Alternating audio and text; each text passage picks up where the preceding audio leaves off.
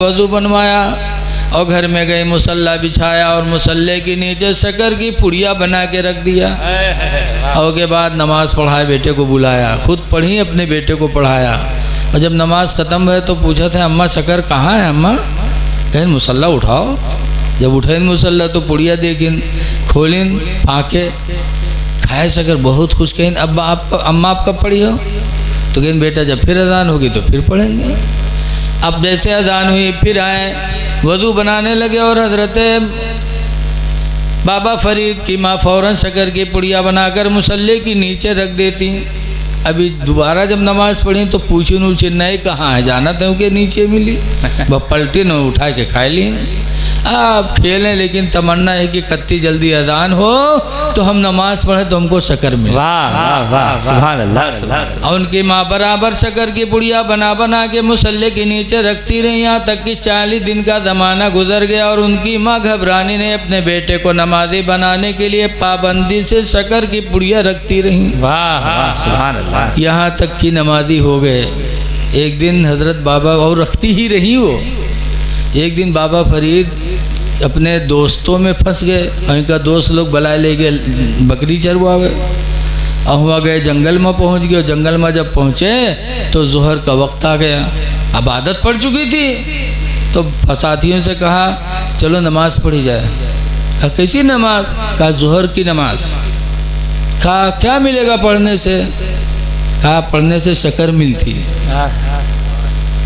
कहा चलो, लेके गए दरिया के किनारे, सबको वज़ू बनवाया और कपड़ा बिछा बिछा के सबसे कहा कपड़ा बिछा लो। सब ने बिछा लिया और नमाज़ें शुरू कर दी। इधर घर पे जब ज़ोहर का वक्त आया तो बाबा फरीद की माँ फरीद को तलाश किया, न पाया। पता चला मेरा बेटा फरीद दोस्तों में जंगल गया है। तो बाबा फरीद की माँ परेशान होने लगी, सोचने लगी, या अल्लाह मेरा बेटा नमाजी हो गया है, जंगल में भी नमाज पढ़ेगा।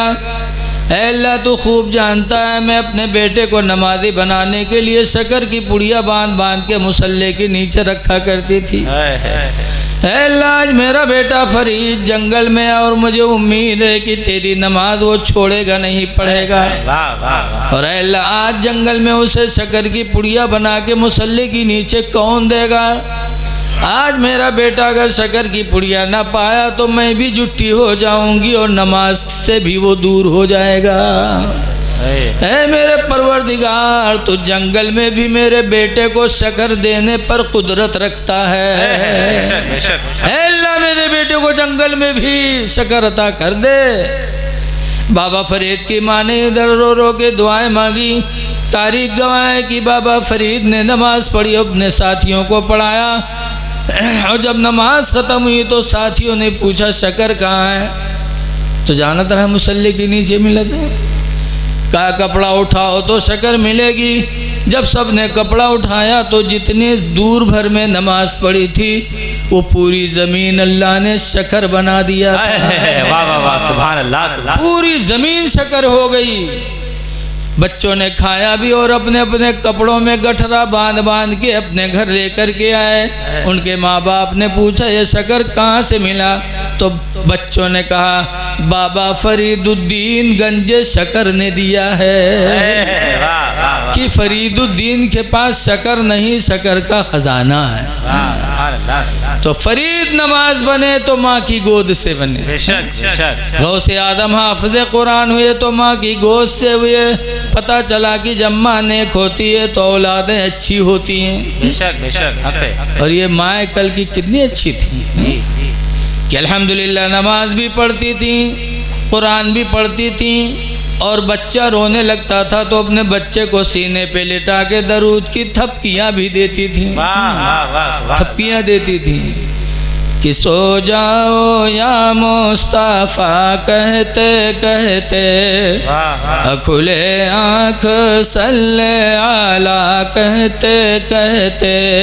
कि बेटा सोना तो मुस्तफ़ा के नाम पर, उठना तो मुस्तफ़ा के नाम। ये मोहब्बत रसूल बच्चों की दिल में वो पैदा करती थी।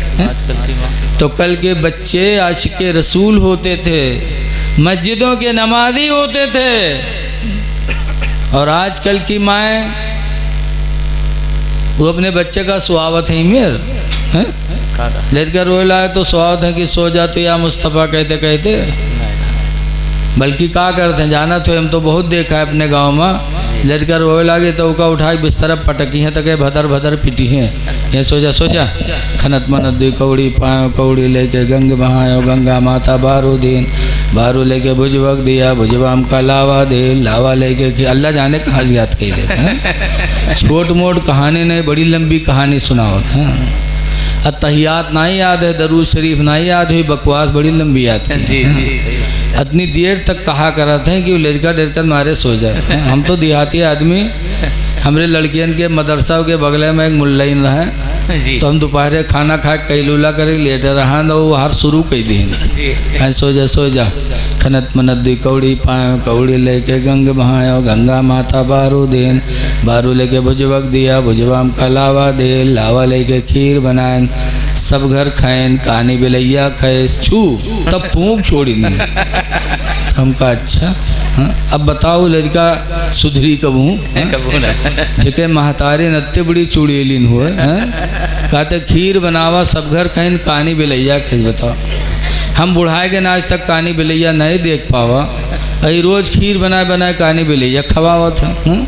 तो जब माँ इतनी बड़ी झुट्ठिन होगी तो लड़का फराडी न बनी तो कहो वली बनी हो। आजकल माशरा जो बर्बाद हो रहा है हमारी माँ बहनों की गोद से जी जी सही बात मिलाद हुई है तो न पठाई हैं और कहूँ पर्दा चले लागी लड़के सोएगा हो तो का खुदिया उठाई है उठे रे उठ बदे पर्दा चलते जरे जा देखिया न रे सही बात है। तो है मेरी माँ बहनों खुदा के लिए तुम्हें भी मौत आएगी तुम्हारे बच्चों को भी मौत आएगी, सबको मौत आएगी। क़यामत में तुम अपने रब को क्या मुँह दिखाओगी। है लोगों आप भी नमाज़ें पढ़ो, खुदा की दी हुई रोज़ी खाते हो, हम भी खाते आप भी खाते हो हा? और खुदा की फरमान टाल ले हो, नबी का फरमान टाल ले हो। आला हज़रत इमाम अहले सुन्नत फरमाते हैं कि रिज़्क़ खुदा खाया किया और फरमाने हक टाला किया।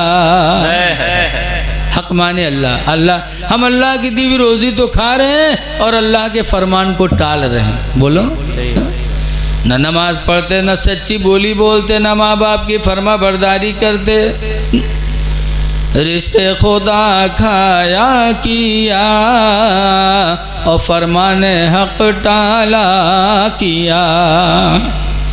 रिज़्क़ खुदा खाया किया फरमाने हक टाला किया और शर्म नबी खौफ़े खुदा ये भी नहीं वो भी नहीं।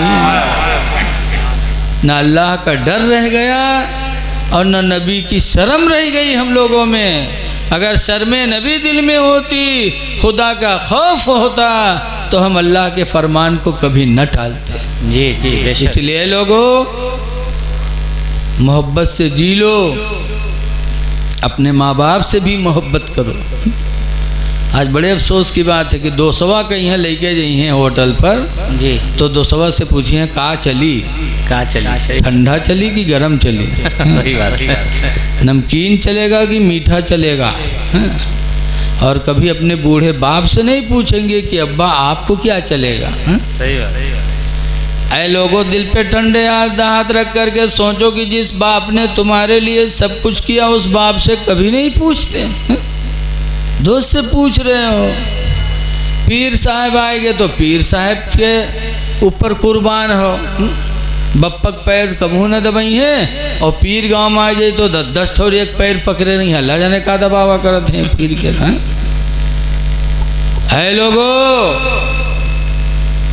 माँ बाप के साथ अच्छा बर्तावा करो। जी जी बेशक। हदीस पाक में नुक़बत इब्न आमिर क़ाला, हज़रत उक़बा बिन आमिर रज़ियल्लाहु ताला अन्हु से मरवी है, उन्होंने रसूलुल्लाह सल्लल्लाहु अलैहि वसल्लम से सवाल किया मन अहक़्क़ु बिहुस्नि सहाबती, अल्लाह के रसूल मेरे हुस्न सलूक का सबसे ज़्यादा हक़दार कौन है। मेरे हुस्न सलूक का सबसे ज़्यादा हक़दार कौन है, मैं सबसे ज़्यादा खिदमत किसकी करूं। तो सरकार ने ना दोस्त को बताया ना नेता को बताया,